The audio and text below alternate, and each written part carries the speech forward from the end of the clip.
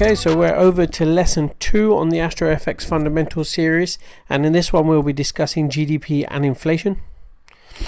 GDP, so it's gross domestic product. So we've got a little chart there of all the countries in the world that have the highest GDP, and this is actually a forecast for 2019, but you can see the United States are way in the lead, with China second there and Japan third. So this is the Investopedia explanation, and it says gross domestic product is the total monetary or market value of all finished goods and services produced within the country's borders in a specific time period. As a broad measure of overall domestic production, it functions a comprehensive scorecard of the country's economic health. So I'm going to simplify this. It's basically how much money a particular economy makes. It's important because we need to know as well with each economy which ones are performing well and which ones aren't, and the differences between them. Real results versus consensus estimates are very important, because each bank and each analyst will give us an idea of where they think GDP is for that particular country.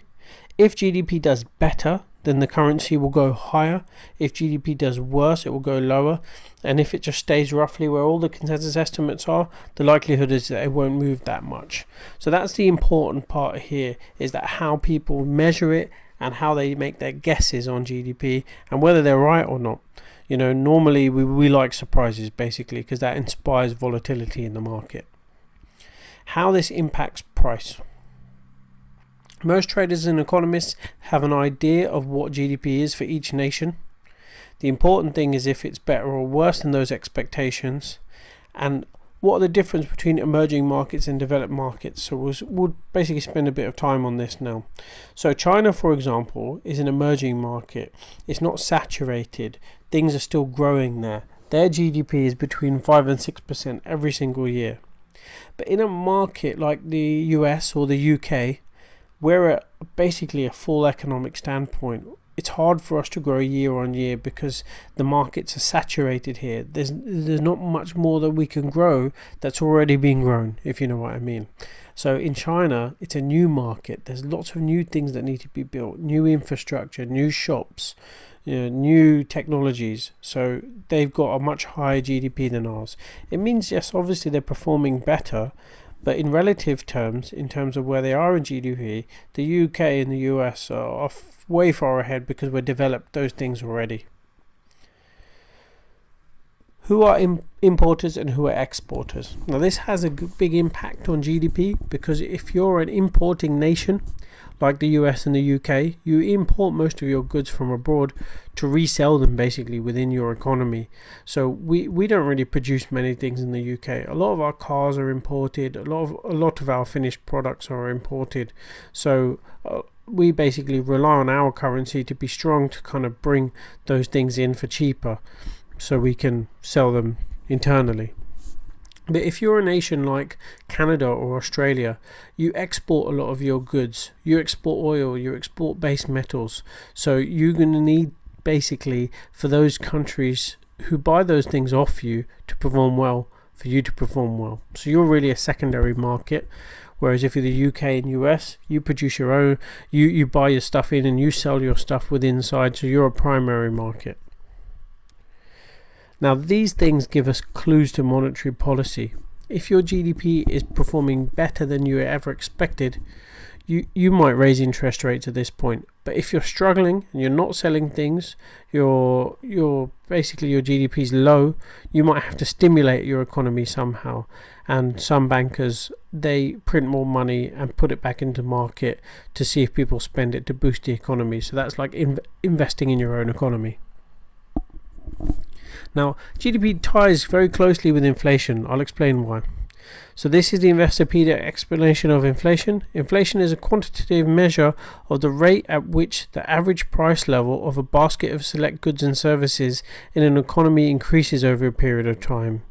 It is the constant rise or a general level of prices where a unit of a currency buys less than it did in prior periods, and often is expressed as a percentage. Inflation indicates a decrease in the purchasing power of a nation's currency. So, simplifying this again, it's basically how much do the goods cost. So we've got a little shopping basket there. So how much do things in that shopping basket cost? Whether the price of them goes up month on month, year on year, or down month on month, year on year. How does it affect you? So this is key. If you earn all your money in pounds, but the pound is getting weaker, and you're importing all your goods from abroad, you're going to have to pay more for your goods. So over there we've got bananas, eggs, things like that in there, wine, a lot of these things are imported. So if the pound gets weaker, the shops, it's going to cost them more to bring it into their shops, and it's going to cost us more to buy it. So that's inflation and how it affects you. Why is it important in terms of FX? Because if inflation gets too high, so let's say we get to 3-4% or something like that, the central bank are going to need the currency to get stronger to manage the balance of inflation. So they might raise interest rates, they might cut down on the amount of money they're printing. So they've got a few monetary policy tools to manage inflation, and they'll choose one of those things to kind of bring it back in line, because nobody wants the cost of their goods to rise too quickly. And that's why we've got little weighing scales there. That's what inflation is. So you want wages to rise and inflation to rise at the same rate for you to keep going.